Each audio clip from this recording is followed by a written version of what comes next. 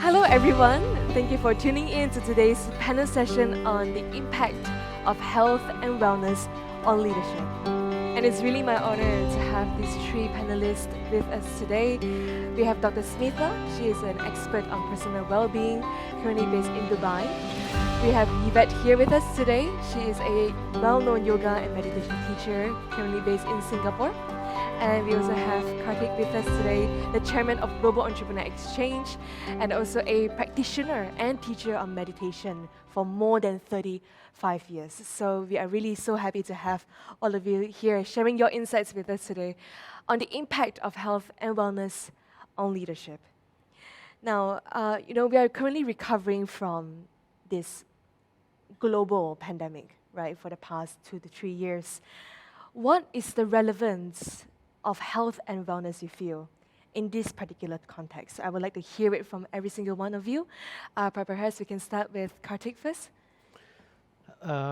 Absolutely. I don't know about recovering from the pandemic. Yes, some people feel we are recovering from the pandemic. I feel we are getting out of one pandemic and getting into another bigger pandemic. And that pandemic is a global crisis when it comes to mental health. We are facing an unprecedented crisis on this front. Over 1 billion people are experiencing mental health problems. 300 to 350 million are facing depression, acute depression, clinical depression. 275 million people are facing anxiety-related disorders. It's over 1 billion people, wow, which is 18 to 20% of the world's population. Now, that's not the only thing. Among young people between 12 and 24, you have 1 in 5 of them suffering from either depression or anxiety.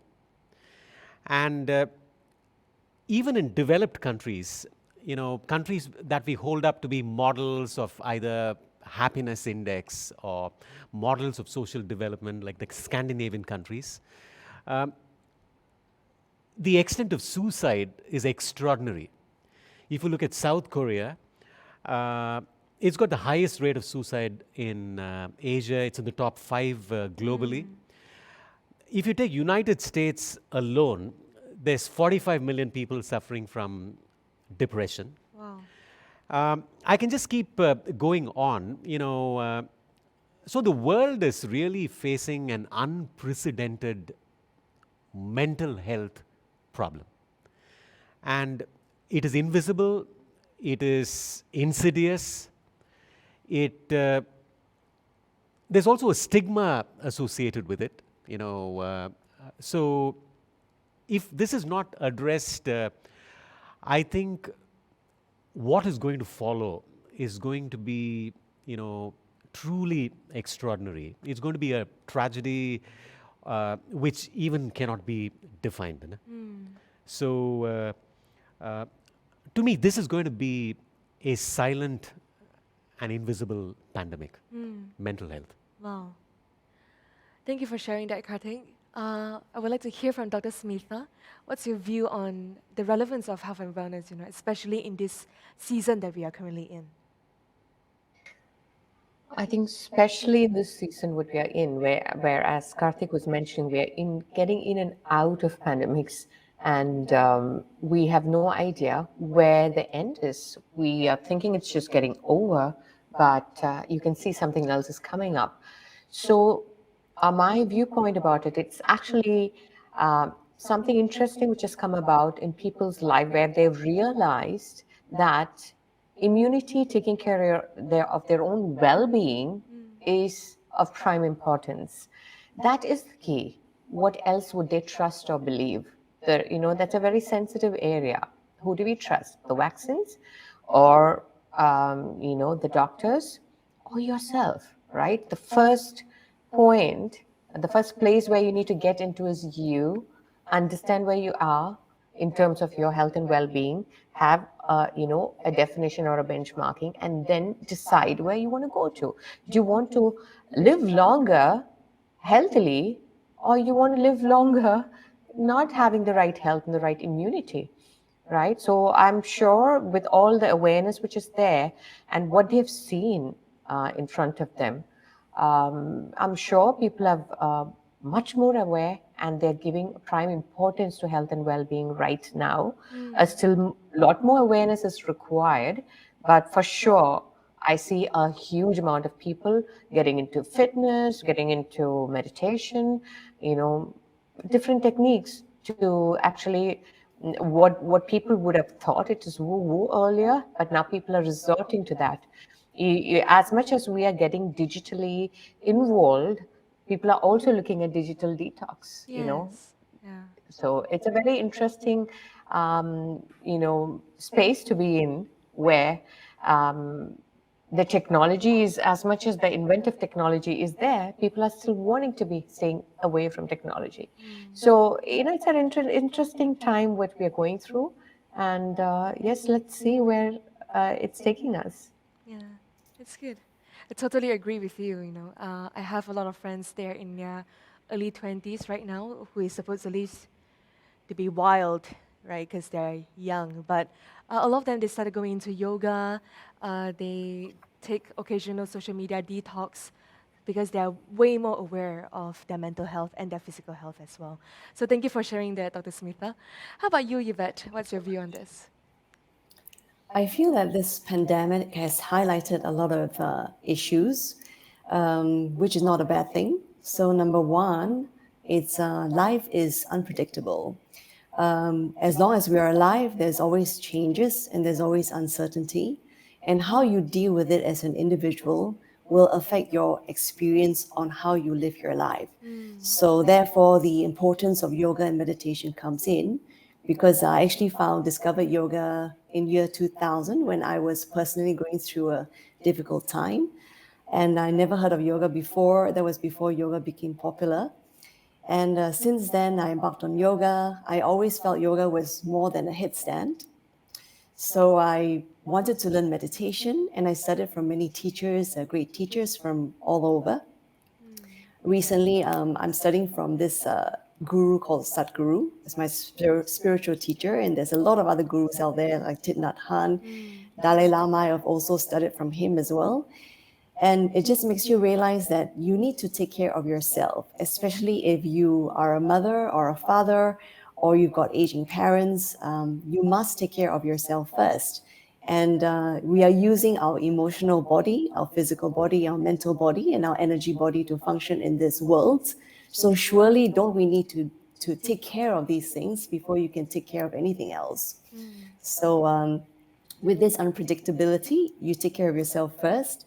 Number two, during the last 2 years, we saw so millions of deaths, like images of the cremations in India is still in my head, the coffins in the Western world, etc. And death is all around. And it's as long as we're alive, there will be inevitably a death. So it reminds us that we are not permanent. So cherish this life, make the most out of it.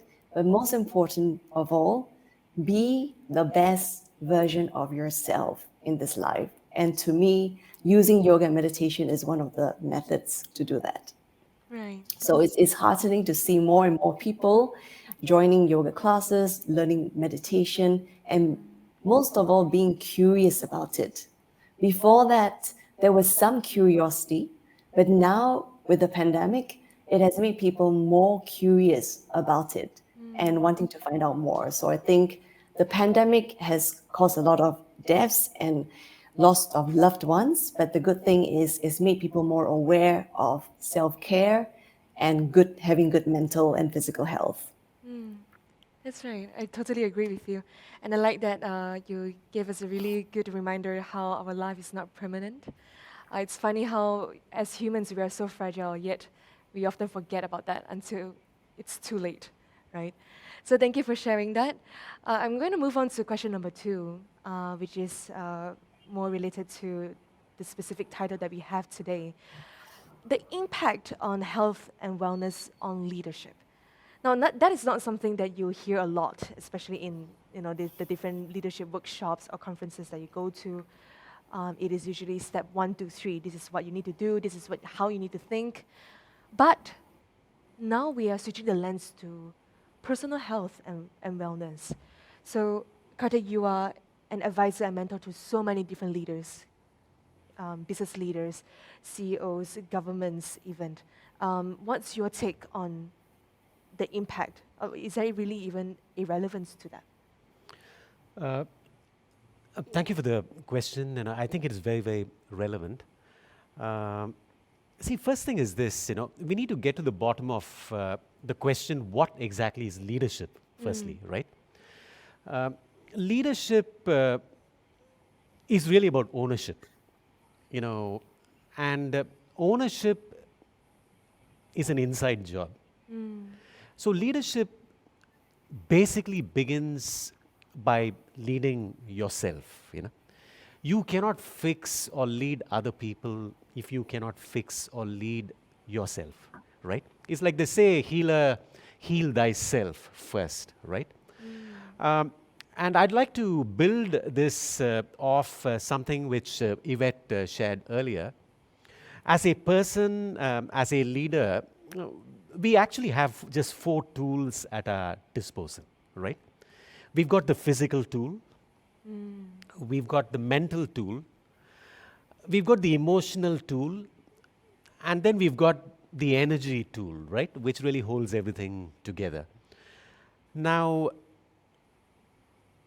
if you want to be an outstanding leader, you must begin by building wellness across these 4 areas of your own life, which is your physical side, mental side, energy side, and emotional side, right?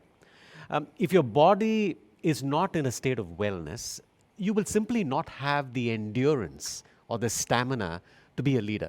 I always say this, if you want to be a leader, your energy levels must be multiple times more than the people that you lead, right? If you're struggling to wake up or even get out of bed, you can forget about leadership, right? The second part of it is the mental tool or weapon. If your mind is confused, if your mind is fuzzy, it's almost impossible to be a leader. I mean, there are many leaders who are, perennially confused, which is very, very scary, whether in politics or in business or in lots of other spaces. To me, clarity is the foundation of leadership. How can you lead other people if you are fuzzy and unclear? That's why the mental aspect of leadership, the mental strength, the mental wellness is the second thing you want to build. The third is the emotional tool or weapon, which is part of your toolkit, right? In fact, one of the biggest reasons people consider you a leader is your emotional intelligence, right? You're often hired because you're very smart at something, but you end up getting fired because of lousy and poor emotional intelligence. If you lack an emotional intelligence, you cannot deal with people, you cannot solve problems. True. And I say this again and again, businesses do not fail, governments do not fail. It's always people and leaders who fail. So that's the third tool in your repertoire, aspect of yourself which you need to build and create wellness around.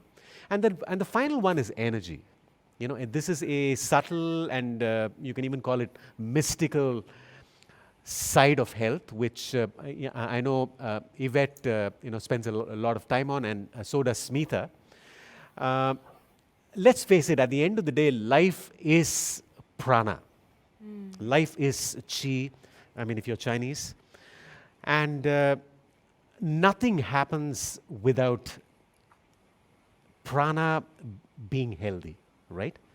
So if you want to do anything worthwhile, you must be in a peak state of energy. So these are the 4 tools any leader, any person has at his or her disposal. And when you significantly upgrade the wellness of each of these four areas, you become a supremely effective leader. So let's face it, you simply cannot be a leader without either health or wellness. Or to put it differently, if you want to be an effective leader, you need to dramatically raise the quality of your health and the quality of your wellness. Yeah, amazing. Wow, I like that. I like that you mentioned how leadership is an inside job. I think many leaders, they think leadership is an outside job. It is leading the people, right? Leading the company, leading the environment. But it starts from yourself because everything you do, it flows out from within, right? How about you, Yvette? What's your view on this? I think Karthik summed up everything I wanted to say as well. I'm fully aligned with what you've just mentioned. Yeah. To be a good leader, you need to have mental clarity, good foresight, ability to inspire others. This ability to inspire others, you need to not just talk the talk, you need to walk the talk. So, as a leader, if you believe in good health or whatever, and you encourage your employees to do that, you must exuberate good health within yourself too. So, just like what Karthik mentioned, without health, you can't do anything. I mean, I know some wealthy friends, people, they have a lot of money, but there's no health. Now, wealth can give you comfort and ease of medical care, the best doctors in the world. But if you want to feel good within, you have to create it yourself, and you have to make the time, the energy, and the effort and the dedication to make it happen. And to be a leader, to me, that's number one top priority. You need to be healthy mentally, physically, emotionally, and energy-wise. So being a yoga practitioner myself, and I've been using the techniques in the last 20 over years, it has definitely helped me become stronger physically, more steady mentally, stable emotionally, and for sure energetically. I feel much more energy than I was 20 years ago. Wow. So I can attest to that myself. Wow. It's an internal experience. Wow. So, yes. Thank you for sharing that. Dr. Smitha, I'd like to hear your view on this as well. Both of you have summed up what I want to say as well. But I would like to add in a few more things about leadership. So rightly said, it's an inside job, and we look at people based on the energy, how they come across, or what they portray. I mean, that could not be the reality. What's going on inside? So you always take it as face value, what's up there. There are many tools and techniques where you change your state of energy, the state of mind, then people look at you very, very differently. You come up with a completely different frequency. That's what people perceive you. But what's going inside you? Are you a true leader inside, or it's just something what you showcase outside as a leader? So that's something. So having an integrity between your inside and what you portray outside is very, very important. For example, you're going through inside with a lot of chaos right now. The world is full of chaos, and you bring that in, and inside also there's a lot of chaos. How can you be a true leader? So you need to just sit, contemplate, remove the weeds, what is not needed, and identify what I need to keep, what I need to let go and release. That's very, very important for a true leader to do that, so that he keeps only what's necessary. So to make space inside, it's a very, very important thing to do. And as you would see, the greatest leaders are the people who really take time out and sit, contemplate, do meditation, do practices which actually let them analyze what is important and what is relevant at that point of time for them, and how to take their life forward. It's a very, very, as Karthik and Yvette rightly said, it's an inside job. So that you can have, if you're not in the peak mental health and physical health, truly, how can you lead others? It's impossible. because you are the role model, and you need to bring in that. And actually, when you just go to offices, when you see that, oh, he's bringing in something from this, house, right? He's had a fight with his wife, or whatever's happening in the house, people immediately can identify what is your background, where you're coming from, and what you're portraying. So basically, a leader has to also make sure that they are in the right environment, the closest people they are connected to. Also, it's very, very important for them to actually imbibe the true values of a true leader.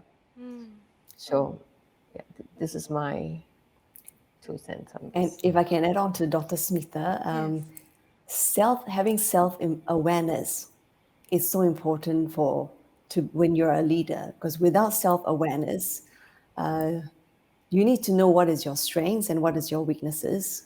And with your weaknesses, you hire people that are better than you that you need with your company. Being self-aware also, when you do contemplation and you realize that you're limiting your growth because of the way you think or the way you behave or the way you act, then being self-aware, you can make a conscious effort to change that. And also, when you do meditation, it transforms you from someone who reacts to a crisis to somebody who responds to a crisis. And when you respond to a situation, the results and the outcome are much more powerful, empowering than if you reacted to the situation. So for sure, these technology like yoga and meditation will definitely equip a leader to become a better leader. Amazing. Right. I really like something that Dr. Smitha touched on just now, which was, as a leader, you need to learn what are some of the things that you need to keep, and also what are some of the things that you need to let go. I think that's a really powerful angle, which leads to my next question. All three of you, you have dealt with leaders in different capacity, different types of leaders. So what are some of the potentially the common challenges or the issues that they face when they come to you, which you feel that it's best that they let go? Were there any challenges that come to your mind? See, unfortunately, when you're talking about corporate leadership or political leadership, it is defined a lot by testosterone driven approaches, very masculine, very macho, and that needs to go, in my opinion. I think the world needs a more feminine, dominated leadership. By feminine, I'm not talking in terms of gender here. Right. I'm talking in terms of energies. Masculine energy is one kind of energy. Feminine energy is a different kind of energy. We always, unfortunately, have largely lived with a masculine style of leadership. See, masculine, style of leadership is about domination. It is about competition. It is about winning. Okay, it is largely about I, me, and myself. But if you look at a feminine, style of leadership, it is largely about empowerment, right? It is largely about listening, okay? And it is pretty much mostly about seeing things more deeply in a more connected kind of way. Empathy? Yeah, empathy in a more connected kind of way, right? So I think that is one huge challenge that I see with the current crop of leadership. And you can't blame them. And I don't judge people. Because if you look at a son and you got to, in order to know the son, you've got to know the father, right? And if you want to know one particular leader, you've got to see who groomed this person, who this person learned from, and so on. And so I think that is a very, very big aspect that needs to be addressed. To me, the second aspect is something which Yvette touched on, it is self-awareness. Men tend to be less aware overall, compared to women. Women have, a biological advantage. Women tend to be, because more connected to their bodies. A woman's body is connected to the moon, is connected to the cycles. So because of that, women tend to be more grounded biologically. Women tend to be grounded more emotionally. So to me, this whole element of connection is a huge factor when it comes to leadership. Because at the end of the day, a leader's job is to solve problems. And how can you solve problems if you're not connected? If you're disconnected, prima facie, you will actually aggravate the problem, right? So to me, this sense of connection itself comes if you're very aware. So self-awareness, has got to be one of the foundations of leadership. There are many, many other aspects to it, but if you ask me, the first few things would be what I, touched on. Yeah. How about you, Dr. Smitha? What are some of the common challenges that leaders present to you when they come to you for help? Oh, I don't have time. My mind doesn't stop. I just don't have time. I mean, I'm the busiest person. How can I even do meditation? I don't even have time to eat. Like I'm like eating something on the run. So this is the common challenges, what people think, what they are. But if you just look at the biggest meditators are the most busiest people in the world, right? Including Oprah, to all the people who are in the top league. They are the biggest meditators. So people need to understand that actually to get that kind of a mindful leadership, which is a word which I come across quite a lot in this region of UAE. So in the government, we do this program called mindful leadership. And what is mindful leadership? So being aware and then carry your values and ideologies forward and being integral towards your own values. So so being a leader, you need to identify what can give you the qualities of the leadership. What are the daily rituals, habits, and practices which I need to integrate in my life so that I can be an effective leader? I exuberate. I mean, I have that energy, which people can pick up, because everything is energy, right? You are frequency, you are vibrating in a certain frequency, and that's exactly what people pick up. What is inside you is exactly what you reflect as well, and you in fact attract those kind of people into your life based on your frequency as well. So energy, the right state of mind, the right state of energy in the body, in the physical level, that's also very, very, very, very important. So I believe one needs to identify and be aware of where they are right now. And there are many, many tools. There are many questionnaires where you can just go through it and identify, which is called a discovery session, where we identify who they are truly, emotionally, physically, mentally, spiritually. And then take a step further after identifying. And these are there are tools which can take them through and understand whether they are operating from the right brain or the left brain, find out what their neuroagility is, right? And how do they integrate that? So all of these are tools which people need to use to, bring an effective leadership into their lives. Nice. I love that. I think to echo what you said, we owe it to ourselves as leaders, and we owe it to the people that we lead to be at the right state of mind. So being busy is definitely not a good reason, because to be an effective leader, we must cultivate a good habit, right? Which we would also talk about some of the tools later at the later part of the discussion, like yoga, meditation.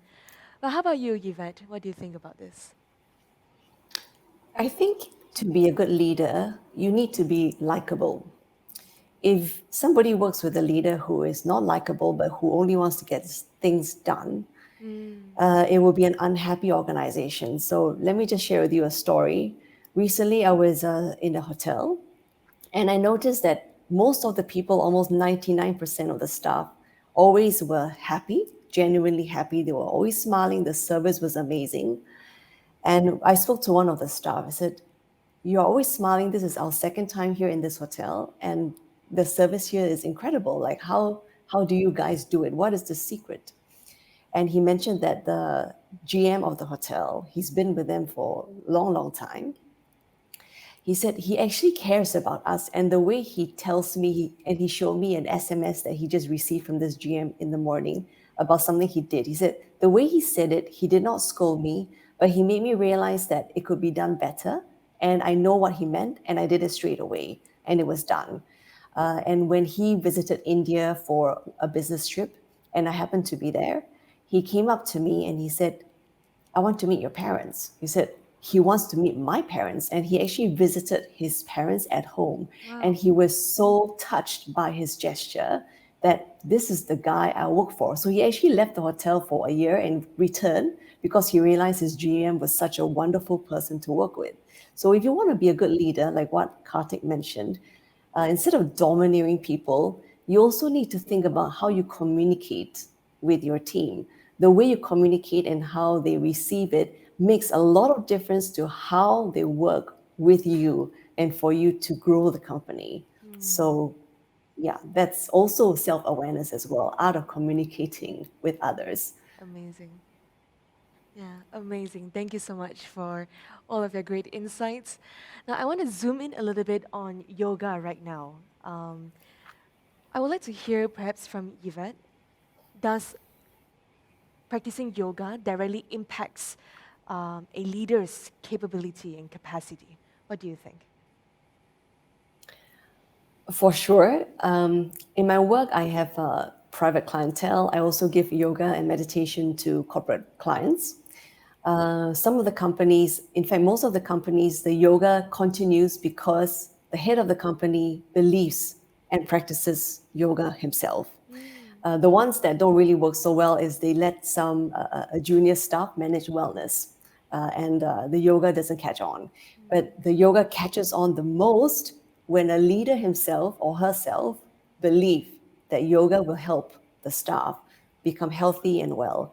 So in fact, this gentleman who did yoga with me, with his company, we started with 20 over students, employees, and it grew to like more than 50 every time we did yoga every Monday evening. And then every year, they had a budget from the Singapore government for wellness.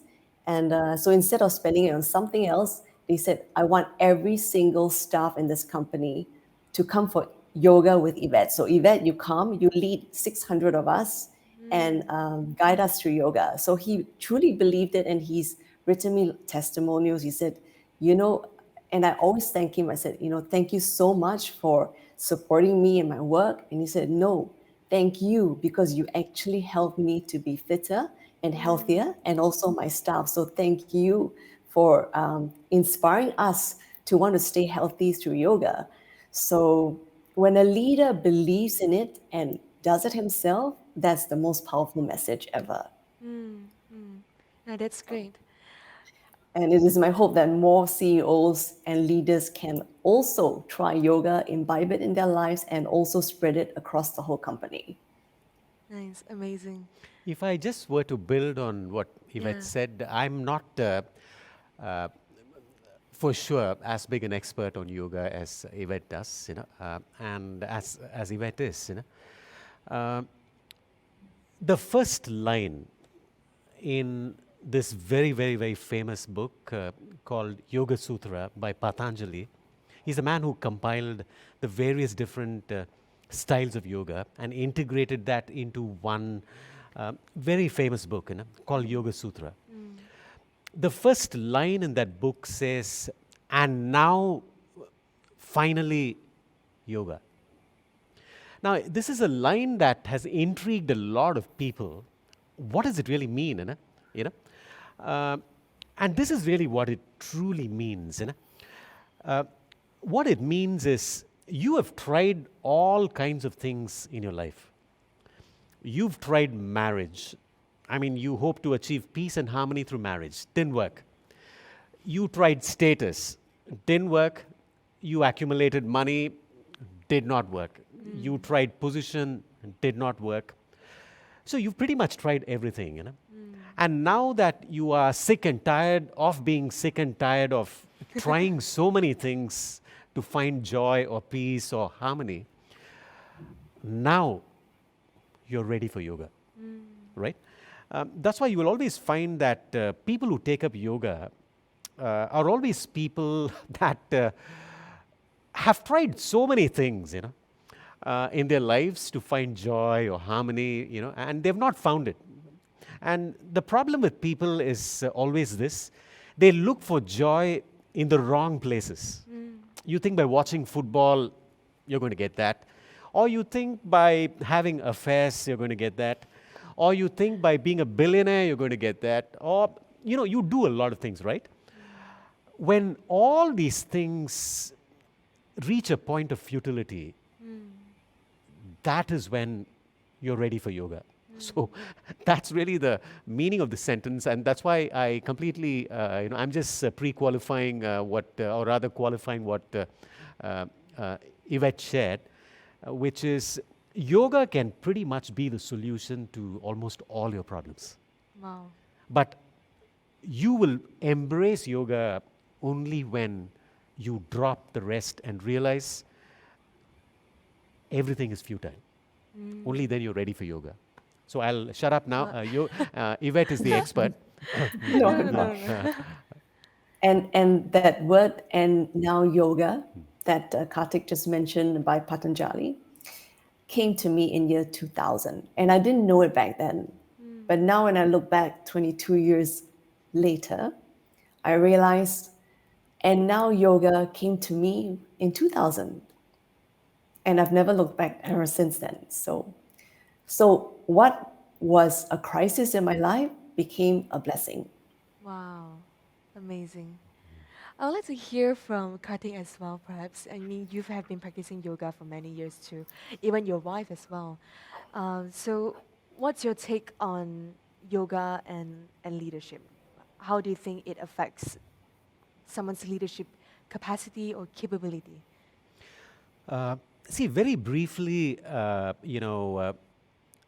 if you look at the purpose of yoga, it's not about, as what Yvette, very rightly put, it's not about doing headstands and, showcasing all these gymnastic positions or postures. Yoga, at a very, very basic level, is about aligning your body to the geometry of the cosmos at a very, very basic level. At a more important level, when your body is, let's say, aligned to the geometry of, let's say, the cosmos, something happens to your mind. It becomes stable, right?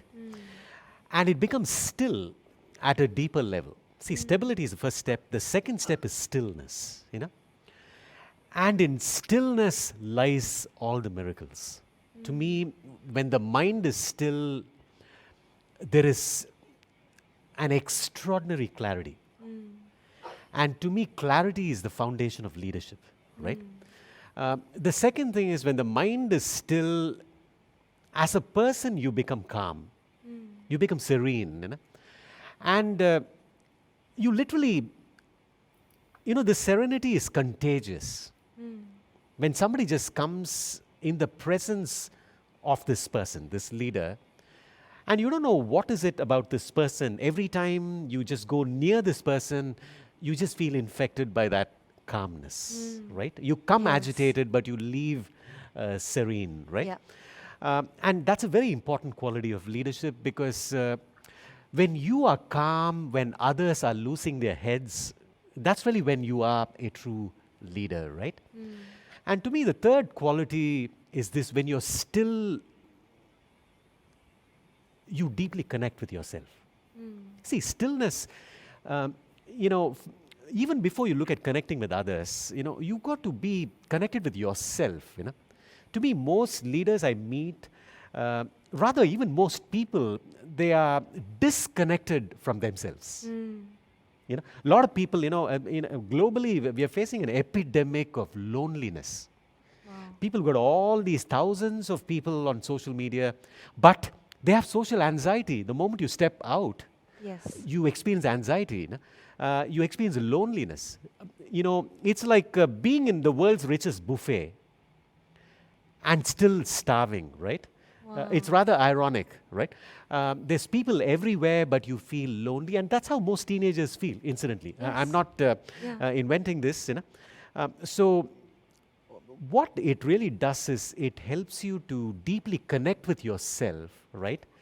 And when you connect with yourself, you will never be lonely ever, right? And when you connect with yourself, it becomes the first step to be able to brilliantly connect with other people. The next one is compassion, you know. See, when you're very still, you realize one thing, not only we are connected, that your pain becomes my pain.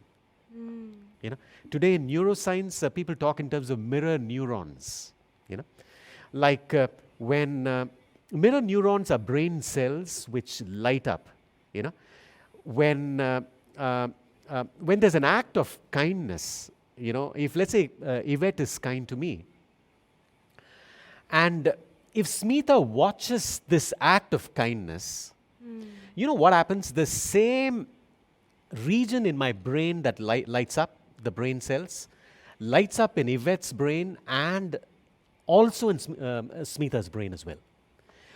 That's why it's called mirror neurons. In fact, there's a new specialty today. It's called social neuroscience. It's no longer neuroscience, it's social neuroscience. So that's another thing which it does. It makes you realize that we are actually connected. If you suffer and if I win, it is so ugly, right? And sometimes it's better to lose and have you smile, because when you smile, that region lights up in my brain, right? After all, why do you want to win, right? Because you have the illusion winning makes you happy, right? It doesn't. I mean, here's the truth: it doesn't, right? So to me, these are some of the very, very important benefits. I can keep going on on this subject, but that's really where it makes a huge impact. You make better decisions, right?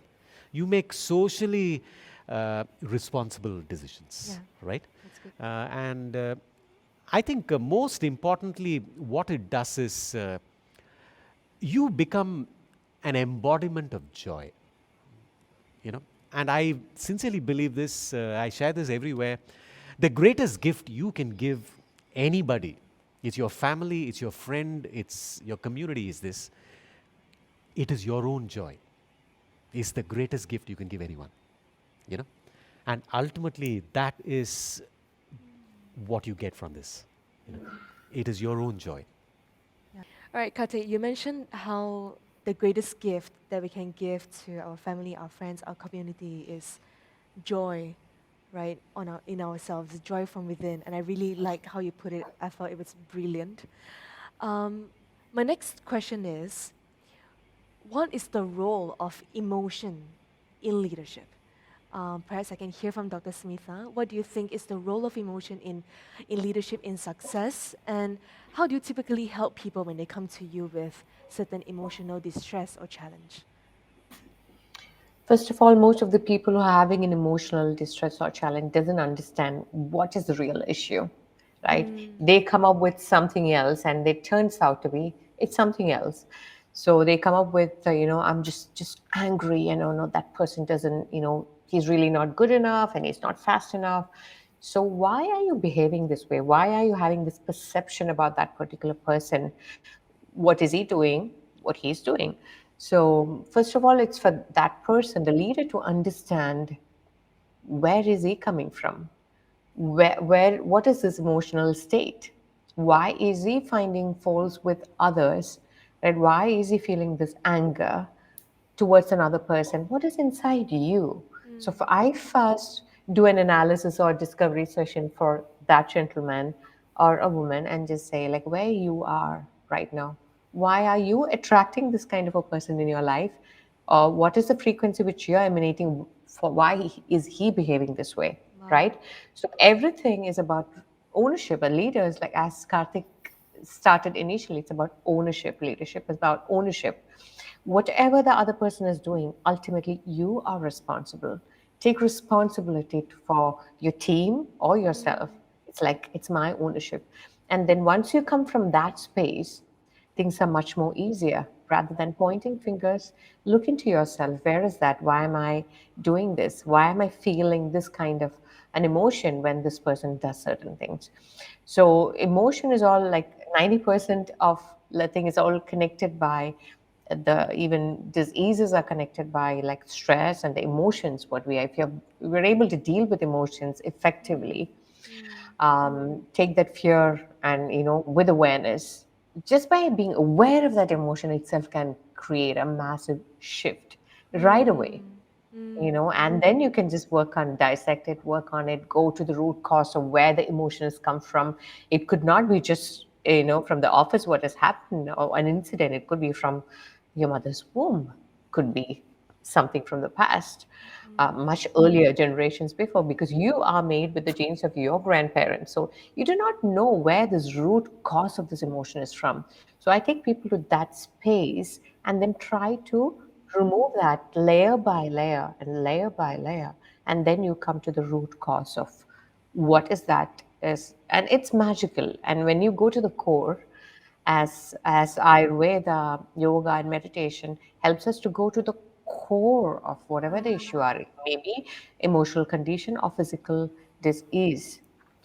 So, I mean, that's what I like to share. Go to the core, and once you're just by being aware of that itself can change, and then you have modality to work with those emotions, how to turn fear into something else, whatever emotion you want to change it to. Wow, amazing. So first being aware of it, then second dissect and go into the root. Where does this emotion come from, correct? How about you, Yvette? Absolutely. Okay, a lot of people tend to feel victimized about their lives and situation. So, have you heard of this man called Lao Tzu? Yeah. He's an old Chinese scholar, and I often quote him in my meditation programs. And Lao Tzu said this very, very famous saying. He said, "Watch your thoughts; it affects what you say.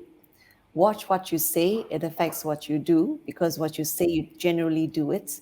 Now watch what you do, because they become habits, because habits are things you do regularly again and again.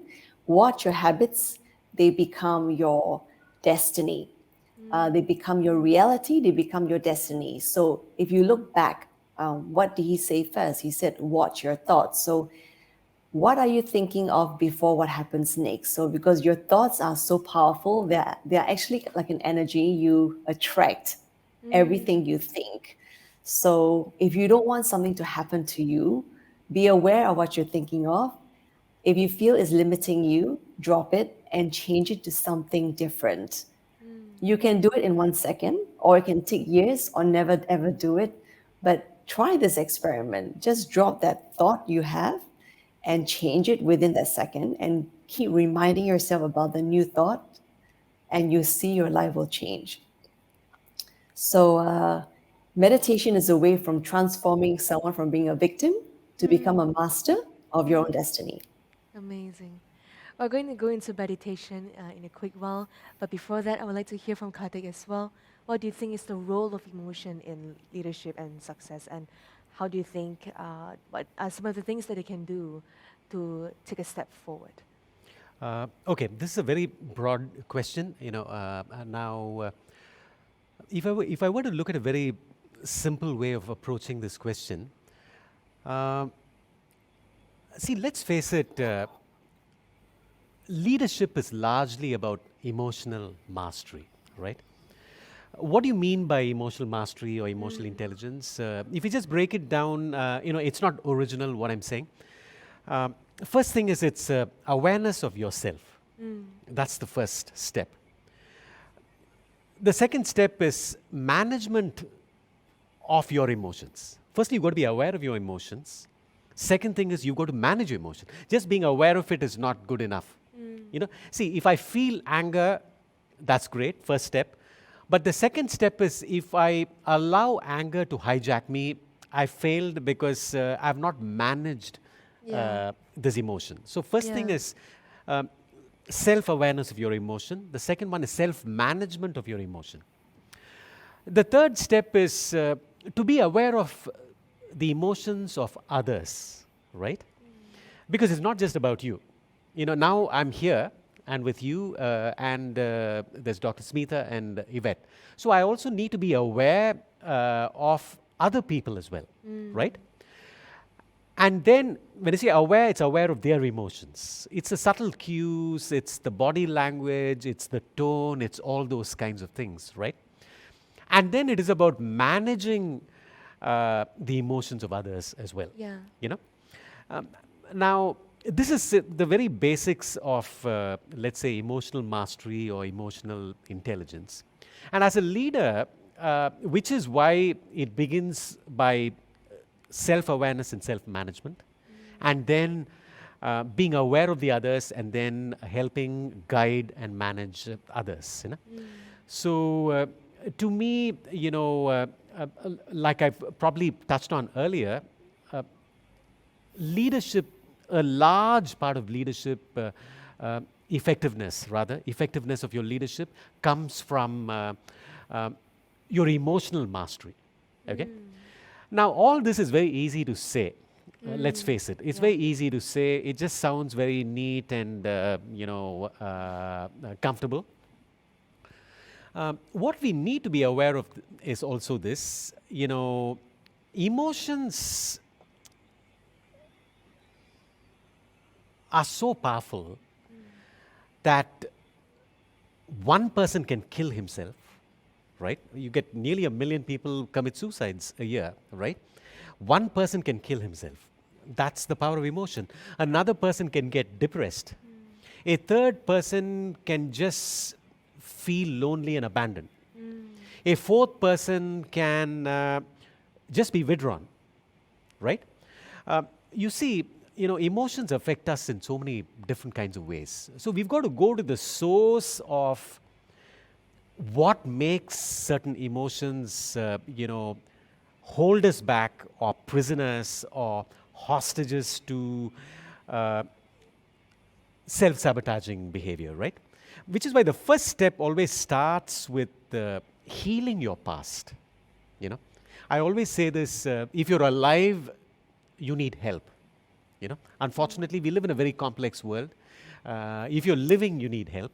So I think the first step is to heal a lot of traumas. Everyone has faced trauma.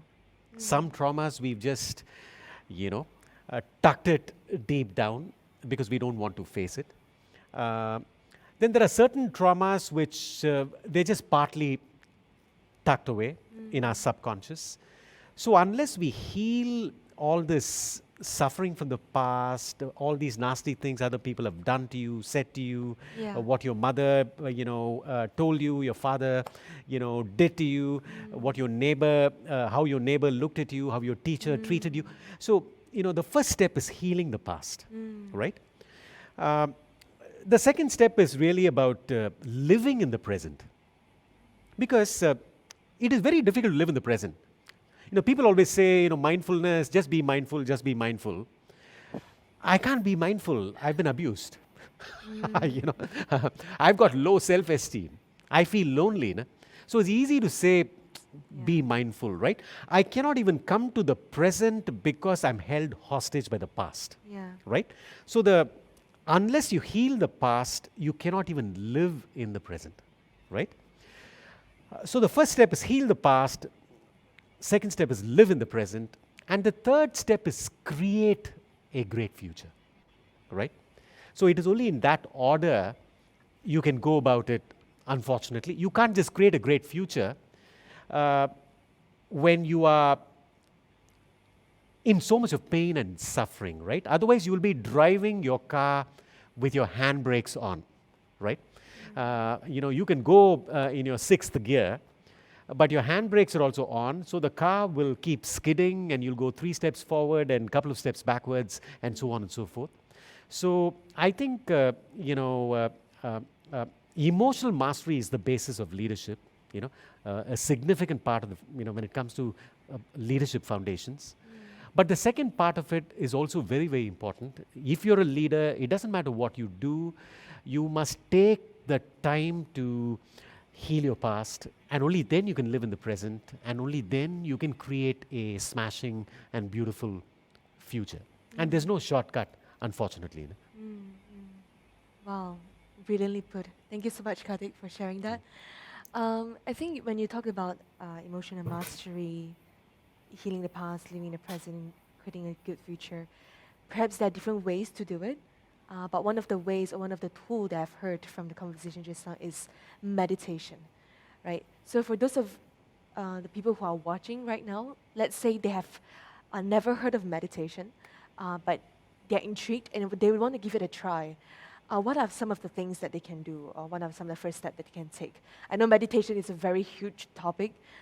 We can do a couple of days kind of a meditation exercises and all that, but maybe very briefly, what are some of the first steps that they can take? Maybe we can have Yvette to share with us first. If anybody would like to learn some meditation, I would recommend that you learn it from a trained and professional and authentic teacher. If you just want to shop around, you're welcome to try the different apps that is available. I would not recommend that you stick to the apps. I know a lot of friends and people who use the apps and they find them extremely useful, but you're using different meditation techniques all the time. So every time you're using the app, it's a different technique. So I recommend that if you are serious in learning meditation, find a good teacher who can help you understand the workings of the mind, how the thoughts affect how you feel, and how your feelings affect what you do on a daily basis. How meditation works, the history of meditation, the benefits, and guide you through a process where you can pick it up and meditate on your own eventually. I think that is more powerful than having reliance on an application or always going to a guided session.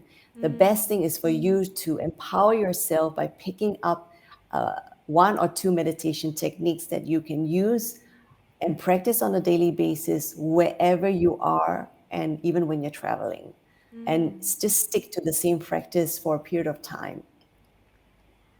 How about you, Karthik? What are some of your suggestions? Okay, there are two parts, when you talk in terms of meditation. One is maybe I'll use the word a secular and practical side of meditation. Then there is a deeper, let's say, mystical and spiritual side of meditation.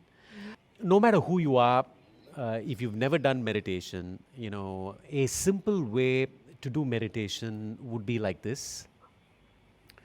First thing you got to remember that all of us, we're very engrossed in plans, in projects, in problems, in challenges. We are literally on a treadmill. You can call it a hedonic treadmill, almost a programmed treadmill. You wake up, almost like an automaton with an alarm. Then you rush to the bathroom, and then grab your toothbrush, and then, jump into the shower, and then rush into the dining room to maybe grab something. And the purpose of meditation is to break this trance, just break the trance. We're all in a trance, and we think we are awake, but actually we are not. We are in a trance. You're actually hypnotized. You got to remember this. There are very, very, very, very, very few people that are not hypnotized every single day. They're in a hypnotic state, right? Or to use a slightly more not so positive phrase, we live like zombies, right? Yes. That's a language a lot of people understand. And meditation at a very primary level is to break from this zombiness which has taken over our lives, our day, right? So the next question, how do you do it, right? I typically recommend, this for people, this at Meditation 101, I want to learn it in 3 minutes flat kind of request. First thing is break out of this hypnosis. So stop. Okay, that's the first step. Stop everything. Stop this, being hostage of something, being engrossed in something, being lost in something, being swept right through the day. So stop. Now that you've broken from this spell, observe. Observe. Observe what? Begin by observing your breath. Right? Your breath has been with you when you were born, it's with you when you're living, and it's with you, until your last breath. In fact, your breath is longer with you than any of your family members, friends, wives, husbands, everyone, right? But we do not ever pay attention to our breath. So this observe is about listening to your breath, witnessing your breath. And you will realize, it's just miraculous. Just miraculous. Just breathing itself is one of the greatest joys. Like for me, it is just joyful just to walk slowly and breathe. There is nothing which can equal this joy. But for that, you must pay attention to your breath. Then slowly pay attention to the rest of the body. We've got all kinds of sensations. There's a twitch in your elbow. There's a rumble in your stomach. There's a tightening of your throat. Yeah. Right? Then pay attention to your emotions.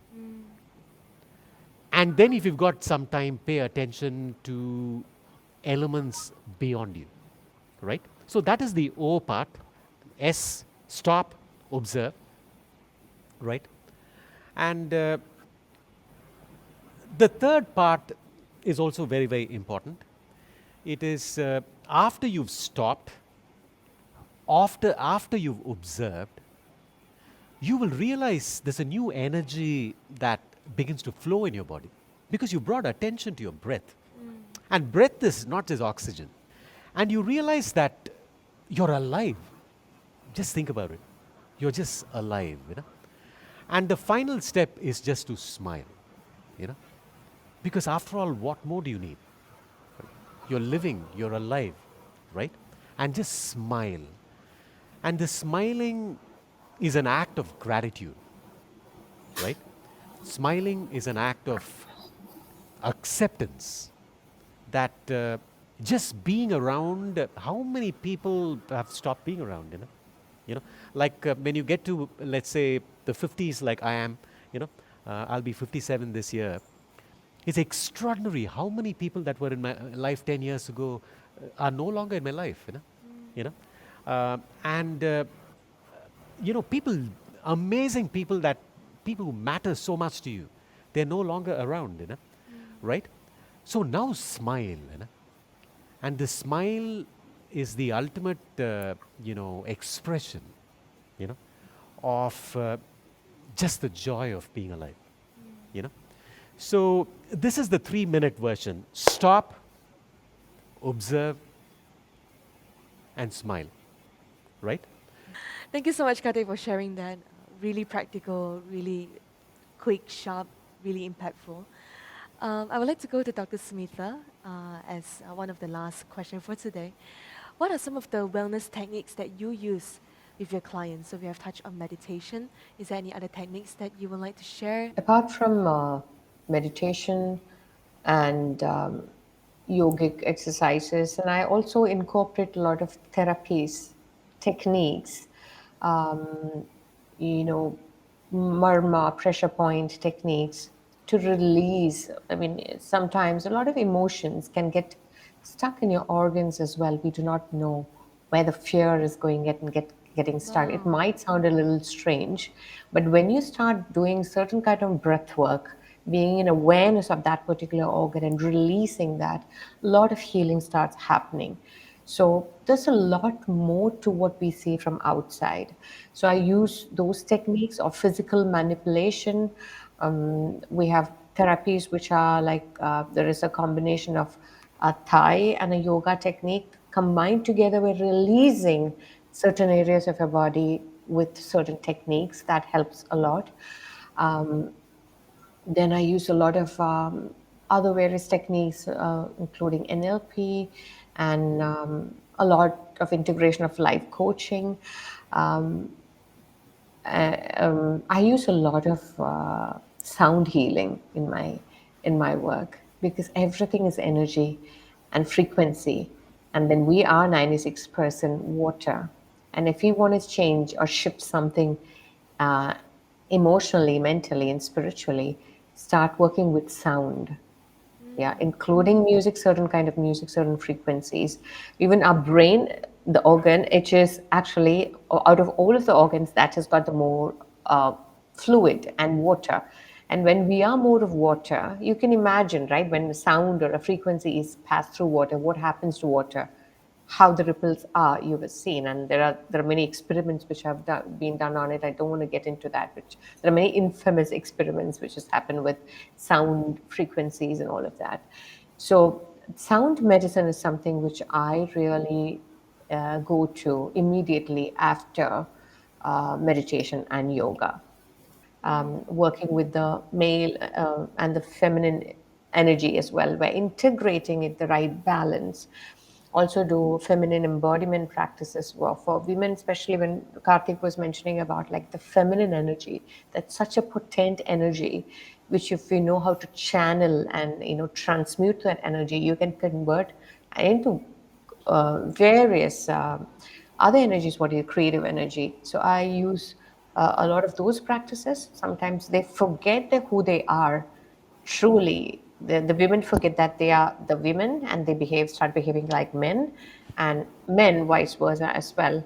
For them to understand what is their true core essence and balance that, adding or subtracting what is required.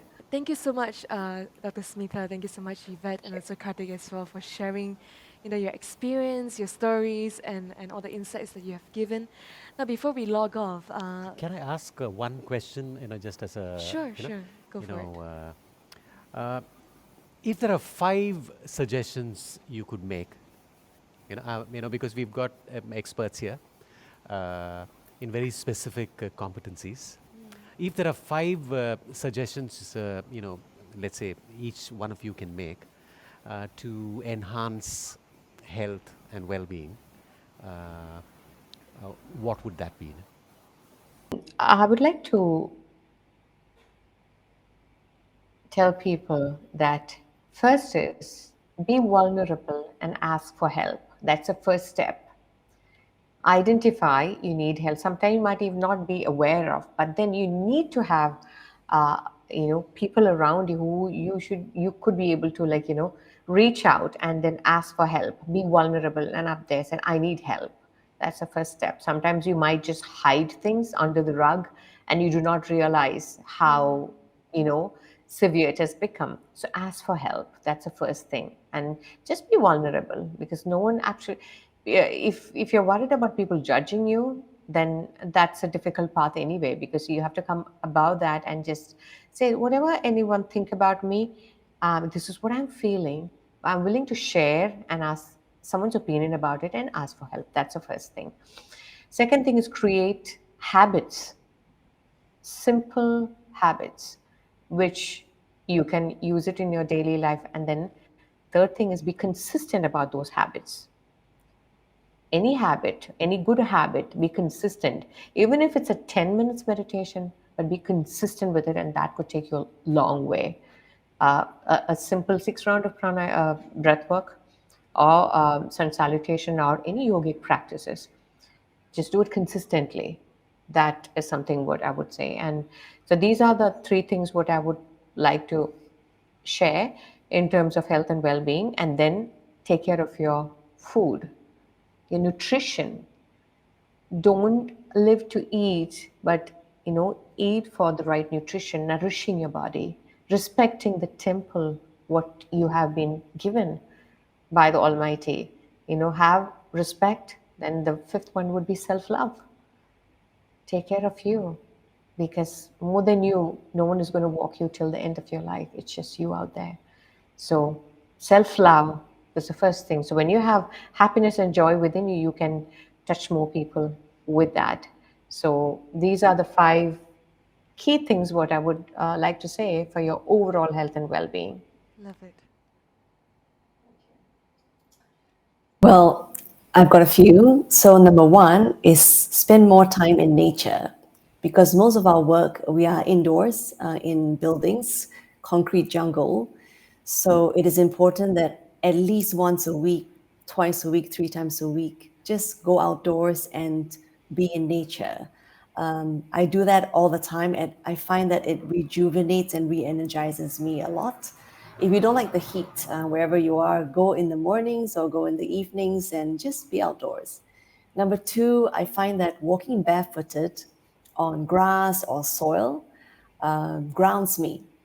I love being barefooted because you are always wearing shoes when you're outdoors. So walking barefooted on soil, grass, makes me grounded, and I feel good doing that. It's good for your health as well. There's lots of research done on that. Number three, eat sensibly. So as we get older, we don't need to eat so much, and cut down on your meat intake. If you can, include more fruits and vegetables in your diet. Personally, I only eat twice a day. Lunchtime, I have some fruit, and dinner, I have a cooked meal. So, and that's enough for me. I feel energized. Number four, when you wake up every morning, be grateful. Be grateful, and when you go to sleep, be grateful. Count your blessings.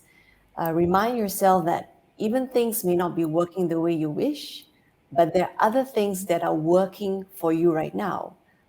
Being in a home, having a bed to sleep in, having money to buy food, being able to eat food without any difficulty, being able to breathe and walk without difficulty, that's a huge blessing. So remember to be thankful for what you have. And finally, I like to quote this yoga. There's a yoga sage that said these words. He says, Yogasta Guru Kamani. So it means, first, establish yourself within. So make yourself steady and stable within yourself. So whatever it is, do things that make yourself grounded, steady. And then the second word means then act. That means then do whatever you need to do in this world. So every day find a way to ground yourself, be steady in your head, in your mind, in your emotions, be stable, then act. If everybody can do that and use this particular action every day, I think the world would be in a much happier place to be in. And I just want to add one more. There's a sixth one, basically, is to also remind yourself today, just today, be the most loving, kind, and joyful person you can, because you don't know whether that tomorrow is coming. So just today, whoever you meet, just be joyful, just be loving to the people you meet, and yeah, spread the joy. So thanks. Wow. Very nice. I love that. That's so great. How about you, Karthik? Is there any five Okay, things? I will maybe approach it a little differently, because I think Dr. Smitha and Yvette, they've covered all the very core, let's say, principles. I will start by saying redefine the meaning of success. This is very important to me. We have a terrible old paradigm of success, and that is wealth, it is fame, right? And it is power. I can promise you this. I've advised, so many wealthy people, billionaires, and all kinds of people in between. I can promise you, power will not make you happy. I can promise you wealth is not going to make you happy. I can definitely promise you fame will not make you happy, because all these can be taken away from you. So do not fall for this old paradigm of success That's good. and this so-called American dream, and all this is bogus. It is designed to make you miserable. It is designed, it's an unwinnable game, right? So redefine the meaning of success. That's the first point. The second is this dramatically reduce, or if possible, it's not very practical, watching news or spending time on social media. Almost all news is negative because of the negativity bias we have in human beings. As there's an old saying in the news circles, it is, if it bleeds, it leads. Okay? So when you watch news, you only imbibe. See, you've got to remember you're consuming news, just like you consume food, right? So if you can eliminate watching news, reading news, at least minimize it and minimize the time you spend on social media. You've got to understand social media makes you unsocial. Actually, it's the opposite of the name itself. To me, the third step or point is this: spend time with yourself every single day. Make an appointment with yourself. That's what I always say. Every day, make a 30 to 45-minute appointment with yourself. Because that appointment with yourself grounds you. It helps you reclaim your power. It helps you get your perspective back and get back to the moment, right? And when you keep doing that every single day, it transforms your life forever. If you do it for a few days, it transforms the moment. If you do it for a few weeks, it transforms your day. But if you do it for months and months and years, it transforms your life. So to me, that's the third thing. The fourth is this: help people every day. See, I can't help the neighborhood, but I can help my neighbor, right? By help, I mean, see, everybody suffers. Everybody carries a cross or this trauma. And there is so much of pain. If you just open your eyes, everybody around, they carry so much of suffering. And look at them straight in the eye, make eye contact with them, and acknowledge them, recognize them, and ask them how they're doing, and if possible, ask them if you can help them in any way, and go ahead and help them, And the reason I'm saying that is this: the quickest way to become joyful is to make somebody else joyful, And to me, the final thing is this: we are very, very blessed. We've got to remember, no matter what you've been through, no matter how little or how much money you have, what your station in life is, you're incredibly blessed just to be living, just to have reasonable health. If you've got even 2 family members, man, you're better than so many people, hundreds of millions of people, If you just have 1 family member, you are better than, 500 million people in this world, If you have a job, forget about how much you're making. You are lucky, You have no idea how lucky you are, If you're earning, $1,000, you're very, very lucky. If you've got a shelter, a home, a roof, you are already lucky, And that is something we need to remember. We are constantly comparing ourselves and making ourselves miserable. Life is not a race, So something we want to remember. So these would be my 5 points. Thank you so much. Thank you so much, Karthik. And thank you, Dr. Smitha, and thank you, Yvette, for, I think, a total of 15 to 16 very practical next steps that all of you who are watching can take. But if you want to dive in a little bit deeper to enhance your health and wellness, do check out the different techniques that we discussed as well: yoga, meditation, sound therapy, Pilates. There are so many that we have covered, but still not enough, right? But we only have about an hour or so today. So do check them out. Do look for the right teachers, as what Yvette has said. And we are sure that you are blessed and you have gotten back a lot of insights from today's session on the impact of health and wellness on leadership. Thank you for watching, and thank you once again for being here with us, everyone. Thank you.